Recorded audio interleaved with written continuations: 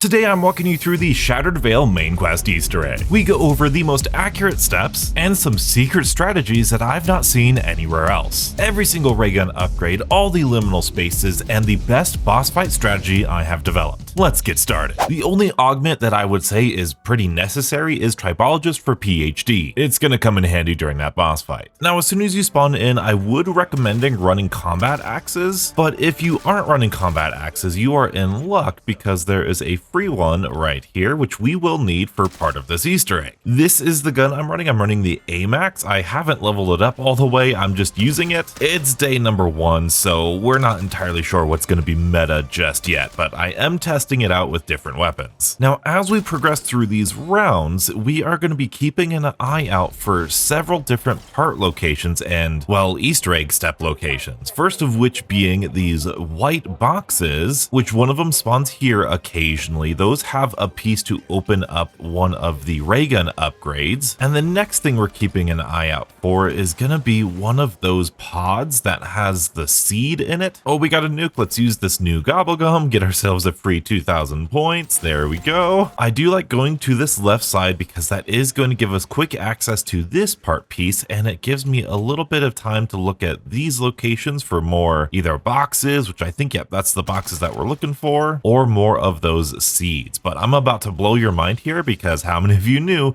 this was a ladder? And you can progress the map pretty normally. You don't really need to do all that much. Oh, there you go. There's one of those pods that we need to keep in mind. And there's another one, 2 in this one area. That's really good. And then progressing through the map, I do like, and there's another box, I do like buying Jug right off the bat because those toxic zombie rounds are no joke. But once we're in the dinosaur room, I do like going left because this also gives us the PhD room, which there is another hidden combat axe underneath the bed. But more importantly, if we go outside here, we have another fountain with the second reflector. And then we have another pod right here just outside this area. So we're getting pretty lucky with our pod locations. Progressing through the map, I don't want to be stuck here when we get one of those toxic rounds, so I'm just exploring, see if there's any more boxes. Down here, there's sometimes, oh, there's a box there. Sometimes there's a pod over here. Let's open up the double tap area. I might get double tap. Oh, and there's our 4th and final pod right there. So we know where all of the pods are. Now we just need to open up the map so that we can get more boxes for that explosive piece to open up that underground area. Really, really good. But while we have this open, I always like to grab this sconce piece, whatever this is, and just be very, very careful. Dealing with these toxic zombies can be really, really dangerous. And something that I always forget, I'm trying to be better about, but before you come out here, it's just good to, even if the prompt doesn't tell you to shoot this computer because it's a circuit board piece. And you know, for the sake of efficiency, we just upgraded our weapon, and I really would like to buy double tap before moving on, but we should be okay. It's only round 6. Let's go into here, make our way through this area. Boy, that bell location, oh man. And if you do decide to go to the, what is this, right side of the map first, you can just kill this zombie without the prompt telling you. Oh, we got it,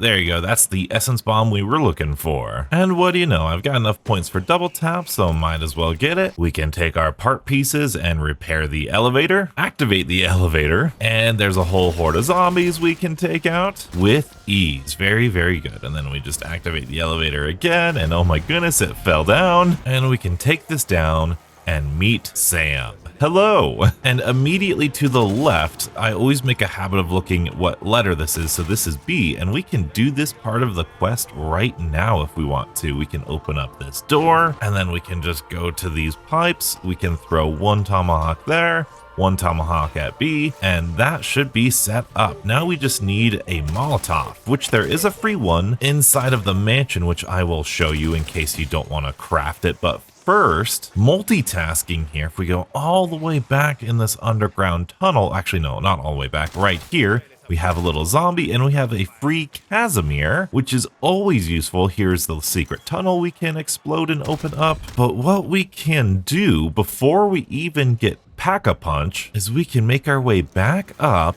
and use this Casimir just underneath here to capture that canister. So we'll throw down the Casimir, it'll suck up the canister, and it might end the round too. That's fine. We need to wait till round 10 anyway. We've got our canister, and I will make a slight detour back to the T-Rex room so that way I can show you that free Molotov. These power doors should be open, so it's not going to take that long. Boom, we're already back in here, and the Molotov is going to be in this corner near the bar area. There's a free Molotov, and I should mention, even though I'm trying to min-max this myself, have no fear of doing this out of order or in a different order. Do what is most comfortable for you. You might want to wait till round 10 to do all this stuff. You might want to wait to do this one thing at a time. That is perfectly fine. But now that I've got a Molotov, I can just throw it at this chamber, and we already have 2 canisters. And you know what? I've got enough points to Pack-a-Punch now, so I will Pack-a-Punch. There is another free combat axe right there if you miss. And I am going to come down here because I want to test something live with you beautiful people. First, I want to open up this door. Yeah, 750, cool, because I know there's an arsenal station. I'm going to upgrade my weapon to blue here. And something that I want to try that would be a really good tip is I have the 2 reflectors. I've opened up this. I've got 2 canisters. So what's stopping me from just doing this ritual before round 10, right? I don't think there's anything. You put in the canister there. You add in the reflector there, it goes over here. You put in the reflector right there, it goes to that doppelgast statue. We will then melee. You want to melee like around here, and that'll send the pulse down. You don't want to melee the crystal itself or the rock. You kind of want to go where it meets in between. And sure enough, we could do this whole ritual before we even get the ray gun Mark II. Talk about efficiency. And so now we can pick up this reflector, move it on to this left little cave area. I really love this step. This is a cool little puzzle step. Plus, we have the Dark Ether Worm, which is really cool. And then we're going to melee this reflector. It'll change the way it bounces off. It'll reflect off of there. After you melee that, it'll bounce to here. New Doppelgast statue. And then we can melee this. That'll send another pulse. This animation is really cool too. And then that'll make that Doppelgast live. And then we'll make it die. And all we need to do after that is melee this one more time. It'll go on another Doppelgast statue. Melee that to send over the pulse. Come on. But then of course, this Doppelgast is an HVT Doppelgast, so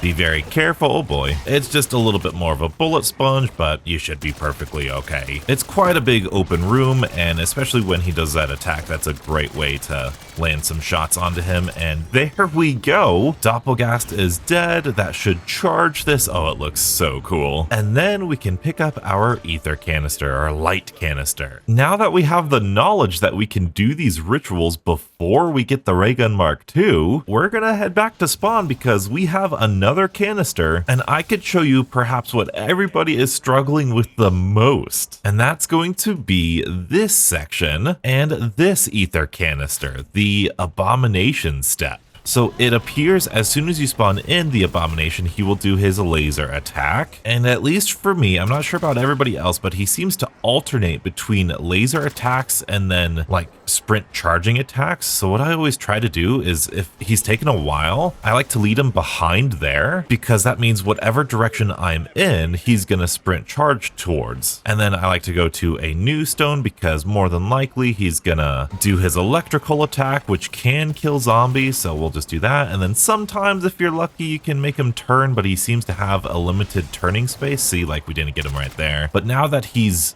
done his laser attack, he'll do his charge attack. And I know for the video, you guys are so frustrated right now because this looks really easy and he's cooperating. But believe me, I share your sentiment of him not behaving too. So again, he's just behind here. And the laser is the most kind of finicky thing because he'll charge in most directions, but the laser attack is kind of wishy-washy. Oh, laser attack, laser attack. There we go. Let's move him around. Come on. Come on, Abomination, you're so close. Nice. And so for this next step, I know we just started a new round. It's only round 9 though, which is really cool. It's the earliest I've ever done it. You do want to try at least to get towards the end of the round because doing this with fewer zombies is way easier. Okay, he's charging now. Sweet. We don't have any armor. That's not sweet. As we do this next step, I want to thank you all for the suggestions of resetting my HUD layout, because seeing the objective indicators is really beneficial for this step. So if you have it, you're one of the lucky ones. But personally, I've tried resetting my HUD indicators and it just doesn't work. I never get the objective markers unless I'm playing in co-op. But if you don't know, if you haven't seen my video on this step, we are protecting this device probably while it's collecting energy from these rocks that we just siphoned from the abomination. But these vermin are spawning in and trying to stop us. So all we're tasked to do is allow these things to charge while defending it against these vermin. If the vermin are standing on top of it, it stops the progression and we only have a certain amount of time that it can charge. And man, that was like the easiest thing I've ever done. And here we are, round 10, and we have count them, two Ray Gun Mark II upgrades already done. I will recommend, heavily recommend Speed Cola for the final Ether or Ray Gun Mark II upgrade. Defending those pods, to me, is my least favorite part of this entire Easter egg. But because it's round 10, we have to go back to the SAM room. So we'll take the teleporter back to this room, make our way back to the SAM room. This map is quite big, and one of my pet peeves of this map is how far you have to run for everything. Hey, here you go. Here's the lab technician that we get the floppy disk from. That's exactly what we're looking for. And without changing the round, we can do this next step. We can go back up to the mansion, and then we'll take a right. Going past this room, we should get tier 2 armor relatively soon, and into the room next to stamina, interacting with this computer, and we just need to wait for the fax machine. While we're waiting, you can hear some vermin spawn in. They're not too big of a deal, just something to be aware of. And once it is done, we can get Yeti. All right, so we've got Yeti. Now we just need to translate Yeti into a 4-digit code using this right here. We've got a Y there, so that's 5. That's going to be 7 with the E. That's going to be 8 with the T, and 5 again. So 5, 7, 8, 5. 5, 7, 8, 5. Let's make our way back down. And I think it would be wise if we killed this toxic zombie and got a max ammo before going into this fight. But then we've got 5, 7, 8, 5. Yes, indeed, that works. And this is another HVT Doppelgast with a couple toxic zombies, but again, shouldn't be too big of an issue. And once he is dead, he will drop a hand, which we can take right over here inside of this room in the armory, go up to the Ray Gun Mark II case and pick up the Ray Gun Mark II. And now we have a lot of fun stuff. We can crack all of these crystals. Ooh, I'll take that piece of armor. And you might have wondered why I left those pods for me to harvest until later. And this is why. Shooting those pods with the Ray Gun Mark II has been the most consistent thing for me, especially because I used tomahawks for that other canister first. However, I do want to show you throwing a Molotov on there is also just as good. Let's get all these zombies out of here real quick. My goodness. All right, see, that Molotov worked. So there is an argument. You can run Molotovs, you can get those, and then you pick up the combat axes throughout the map. But if you're going to pick up the combat axes, like, why spawn in with Molotovs, you know? That's your personal strategy. It's whatever. But I like to come over here. There's a thing, I like to shoot it with my ray gun once, and then it gives you the seed. If you do it with another ray gun, it seems to not work, at least if you damage it too much. And hey, there's the canister, nice. So now we need to get to the end of the round. However, I would highly suggest not getting down to 1 zombie, but holding maybe 3 or 4 zombies. This next step requires us to defend those pods and these seeds, and sometimes even the round zombie will get distracted by the seed, and doing this step mid-round is really intense. At least it can be, depending on what round you're on. We're on round 11, so we should be okay, but we've got the 4 seeds, we've got this canister. I'm gonna make sure we don't have too many zombies. Of course, we love an end of the round double points, and I'm just gonna get some armor plates because I don't like being hit all the time. So now that we've got our tiny horde of zombies, I will bring them over here and just plant the seed and then make sure nobody goes over there. And then I'm just gonna spin in a circle here and kill all of the zombies that spawn in. You can use the Ray Gun Mark II. Be careful walking over here because sometimes you'll lose line of sight on it. So I always try to make a fast comeback. Make sure you pay attention to the round zombie versus these zombies. You want to kill the purple-eyed zombies and just always keep an eye on these pods. It can seem overwhelming at first, but once you understand it, it's pretty simple. And this is much better than trying to do it mid-round with all of the round zombies coming at you. Again, if you are one of the lucky ones and have the objective indicators, you can kind of tell and see how much progress you're making, but as soon as it's big like that, you should be safe. I do like to bring them away at first because I feel like the closer they are to the pod, the higher chance they have of getting attracted to it. Like you can see, that was one of our round zombies. He just got attracted to it. So eventually you might need to kill your round and then go to the next round, but sometimes the purple-eyed zombies will even follow you. So basically just keep an eye on all of the zombies, make sure none of them are attracted to this, and this step, no. Oh, see, just like that. Now the round's gonna turn and it's gonna be so crazy chaotic. I think the round zombies get attracted to it when there aren't any other zombies around. So if there's no purple-eyed zombies, I think the round zombies take priority and they're like, all right, I've got to do this now. But in this situation, it's pretty easy. All I do is like go back here and do the next two later. I'll get to the end of this round, which shouldn't be too hard. It's round 12. What you don't want to do is you don't want to do it mid-round at round like 15 or 16, because then you get an Elder Disciple, and oh, those things are not fun during this step. Spawning in doppelgast, amalgams, all that fun stuff. Now for this cryopod or maturation pod, whatever it is, always tends to give me the hardest difficulty. I don't know why exactly. I think it might be because while this spot right here is open, they can get through that door really fast, and then they can just get some cheap shots onto the actual pod itself too frequently, so we might even fail this. I feel like zombies have been hitting it too much as it is, but just keep an eye on this. Like I said, I take a lot of shots during this, unfortunately, and there's lots of zombies running past it. Always just try to keep an eye on it. And there's that one done. Sweet. Did we turn the round? We didn't. To me, that's always been the hardest one. Oh, and I should mention, this is one of those crystals that you can break if you need another canister. But again, check out my full video on the ray gun upgrades if you aren't aware.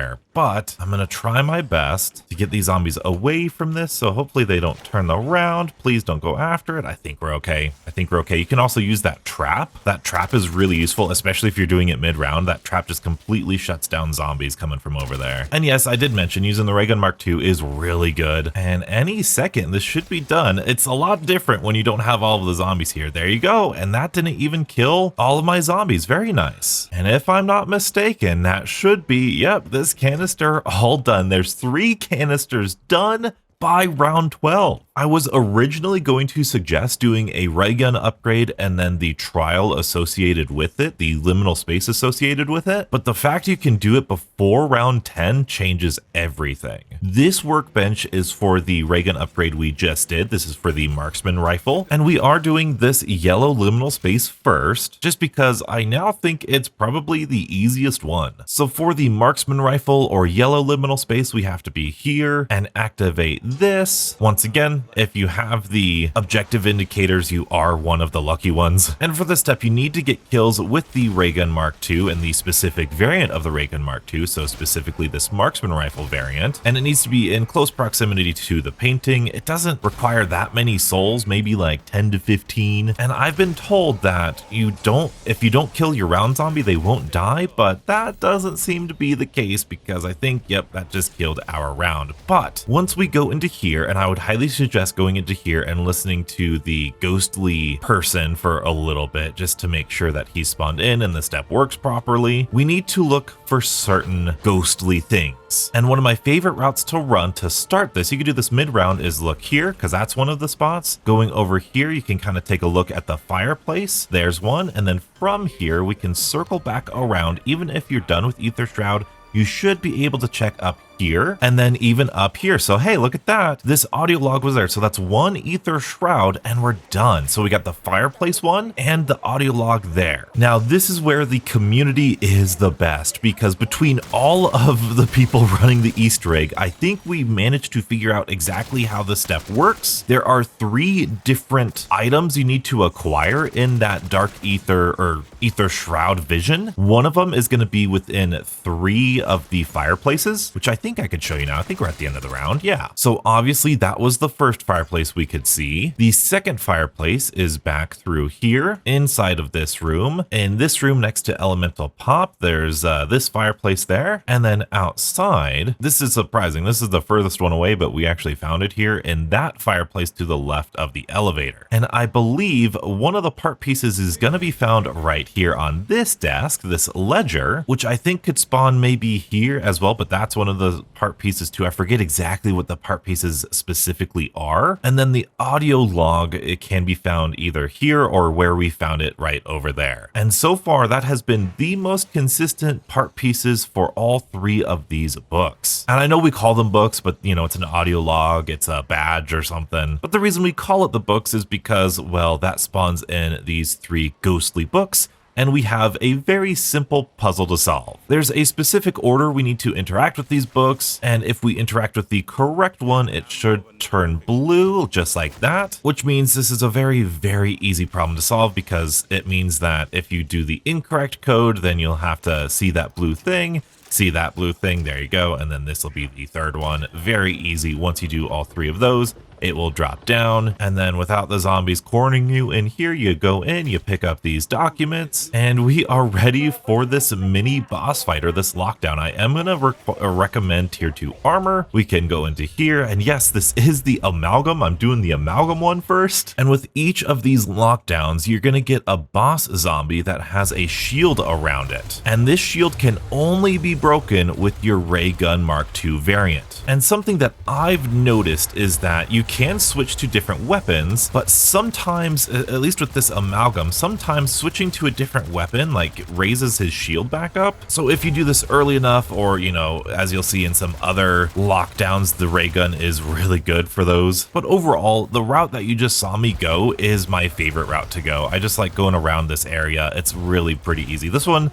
in my opinion, is not the hardest one to do. We just whittle down his health. Sometimes if your regular gun is like double pack-a-punched, it's way easier to shoot him with your regular gun, so whichever gun you have the most pack-a-punch power with is probably going to be the best one. But as you see, round 13, Unpack-a-Punch Dragon Mark II is pretty good, so we can pick up the Sentinel artifact and move on to the very next challenge. And simply because we're in close proximity, I am going to do the shotgun variant, which is the very first challenge that we did, the Dark Ether Worm challenge. And before I do this, I will go pack-a-punch this Ray Gun Mark II. Not for extra damage, but for some extra ammo. So we'll pack-a-punch this once. We now have 18 shots instead of 6, which is very beneficial, especially for this quest. And we can hop back up because this painting is the one we need next. So we'll interact with that computer, and we can get kills with the purple shotgun variant. And I accidentally killed the zombie, oh well, but in here, you will need to pick up this glass off of the table. This is what we're gonna need for the next step. It almost looks like Widow's Wine to me with the spider web. I don't know. Is that a hint towards the next perk? I don't know. We kind of already have Widow's Wine, but I thought it looked like a spider, and you know. But anyway, doing that will spawn in wine glasses around the map, the first of which being right here, and all you need to do is fill it up with that wine, and oh no, an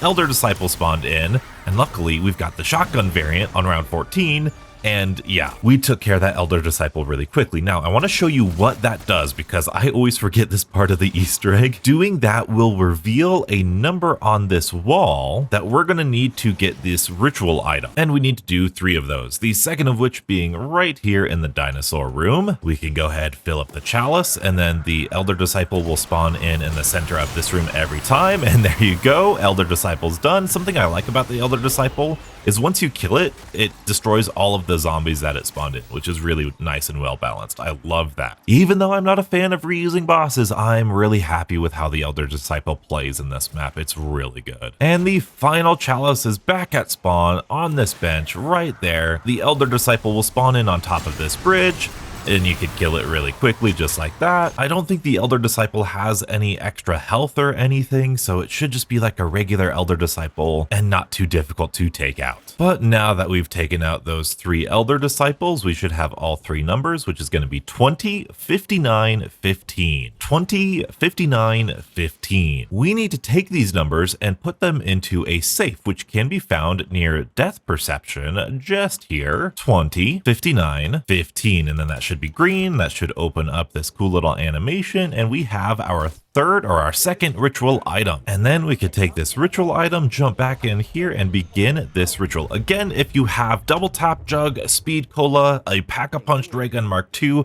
you need the shotgun variant for this step, you should be okay. But this, in my opinion, is the most difficult boss fight because it's an elder disciple and he spawns in so many enemies and it's not a big room, so I like to wait for him to spawn in. Yes, if you get really close to him, he will do that little attack, but I think it's kind of worth it. But eventually you do find yourself, I'm going to throw down a decoy just so I can get at him a little bit better, just like that. He'll be immune for a little bit, but then after a while that should be good. It is really sketchy, so just try to train around the map, train around here, throw some decoys, use your ether shroud, because this, in my opinion, like I said, is the most difficult one to do mid-round. Pick up our Sentinel artifact, we get a little Richtofen quote, which is so cool, and we are on to our final ritual, and it's not even round 15. And this works out well because I think having the SMG variant of the ray gun is probably the best for the boss fight, even though I usually just use my gun for the boss fight. But this is the workbench for the ray gun Mark II SMG. I think it's called the, what is this? The Wraithfire, the W, yeah, the Wraithfire, which is so cool. But now you're thinking, donuts, where in the world is this third painting? I've looked across the entire map, I don't see the third painting. Well, beautiful people, this is a secret mansion with secret rooms. And remember that lamp that we picked up way long ago before we even got to Pack-a-Punch? Yeah, you put it down right there, and we need to play some Simon Says. And yes, it's a little bit confusing. I'll interact with that, and then that looked to me like it did this, and then it did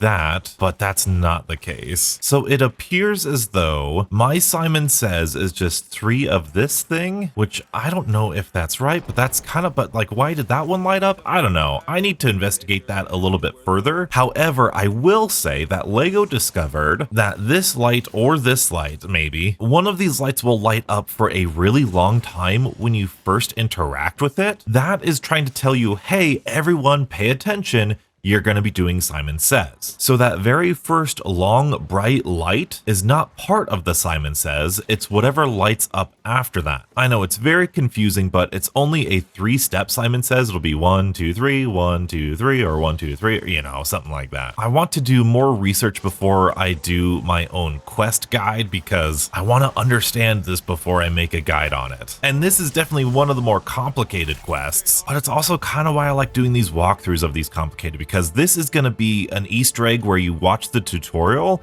and it's easier done than said, which is usually backwards. But for this liminal space, you want to make sure you talk to this guy so that way he spawns in the correct ritual items and quest steps that you need, because this step, man, this step, oh, I hate this step because now we have to look for a stupid bell. This stupid bell is so difficult to see, and it has like 87 different part locations in one tiny little room. But I think between Milo's video and my own testing, I think we found them all out. We will just need to get down to the end of the round and then come out of this cool secret underground space, and we need to make our way to the SWAT 556 room, which is just inside of here. Now in this tiny room there are tons of glass things, and I would highly recommend just breaking all of the glass you can just preemptively. Decoys are good, ether shroud is good, but once all of the glass is sufficiently broken, I'm gonna try to walk you through very quickly where I think all of the locations are. So going into the room right here,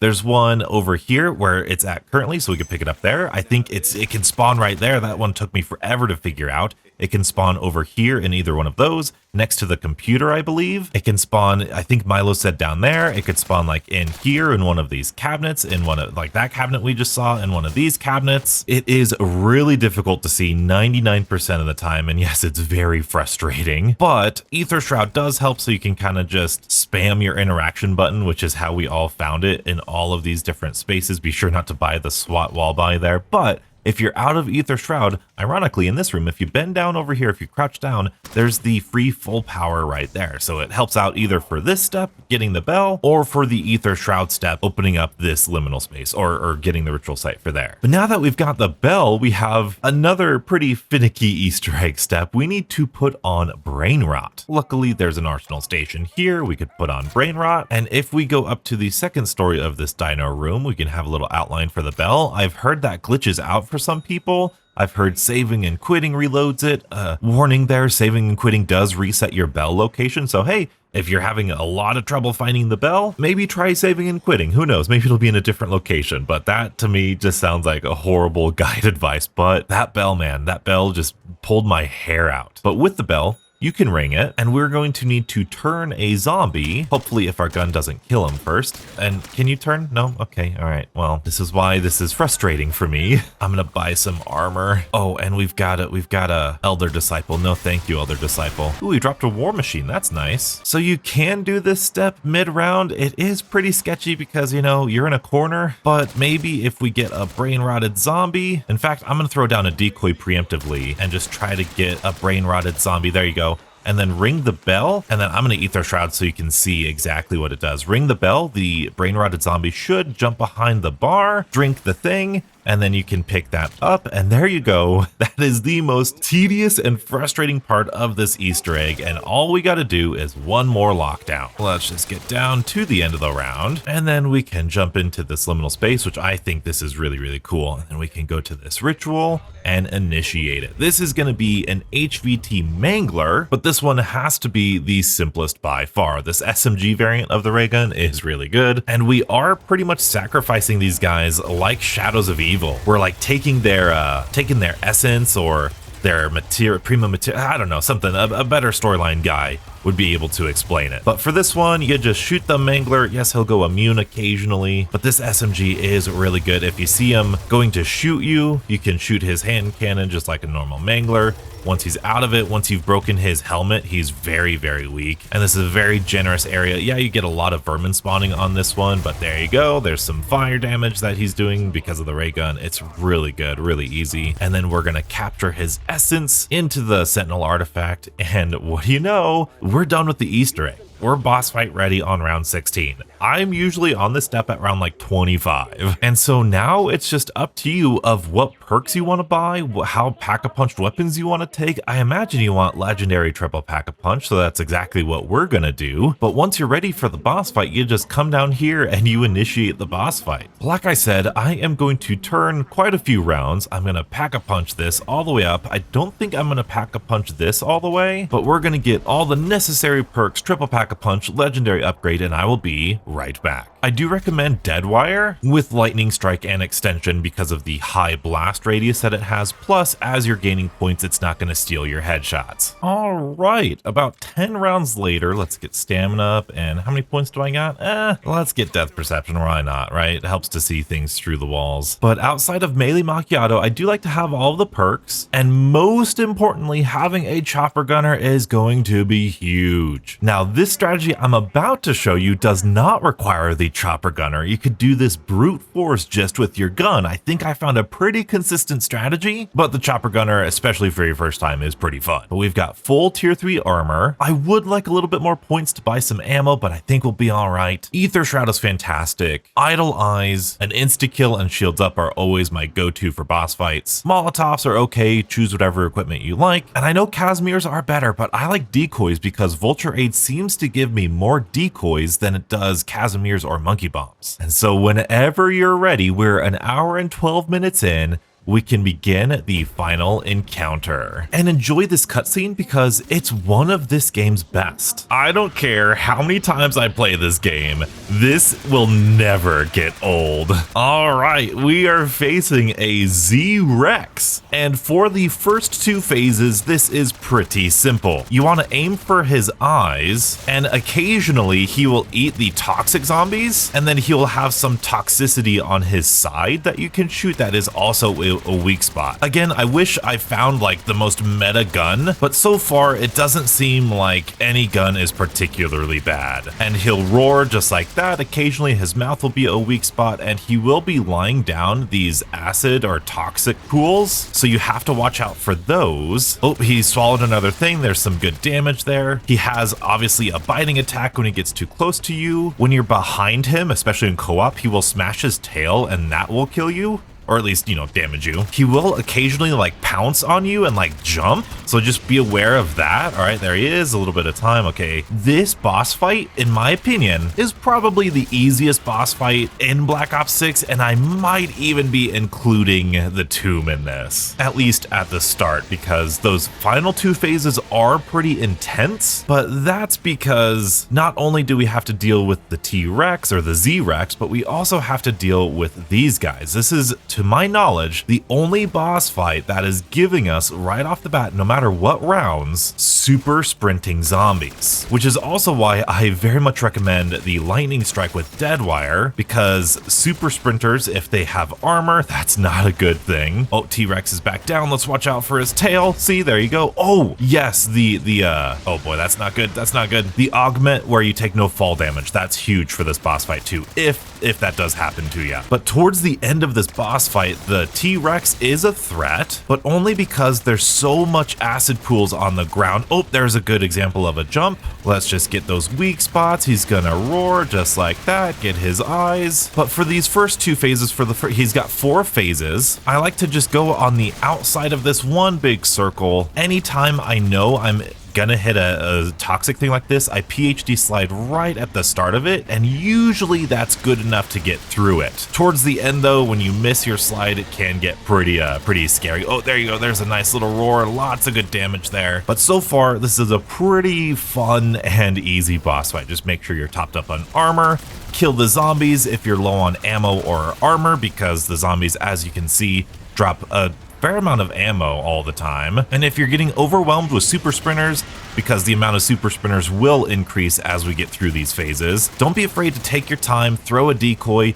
You can see Vulture Aid working. I've got all these Molotovs, throw down a Molotov. There is no time limit, so just do the best you can, slide through these guys, pick off his health whenever you can. He's doing one last attack, there you go, that should be him jumping up, and now it gets difficult. We're gonna have a little break in between all of this. I'm not happy with my armor right now. You can pull out your Mark II. This is a decent time to use it in these in-between rounds, but now there's gonna be even more super sprinters and even more toxic pools. Sometimes Richtofen will drop. I think he's the one dropping all of this armor and this ammo over here, so it's always nice to pay attention to that corner. Okay, T-Rex or Z-Rex is back down now. The thing about the Z-Rex in this phase is that he is really fast and really pissed. And so the strategy that we were doing of going around the outside isn't exactly the best strategy. And your tolerance for what his attacks are is going to be different. Oh, a Doppelgast. I haven't seen a Doppelgast in here yet, but he will start to attack you a lot more aggressively. And so going on these long straightaways, you can see he's already closer than he ever has been before. So the genius strategy I have, instead of doing this, instead of going down these long stretches where he's just always there,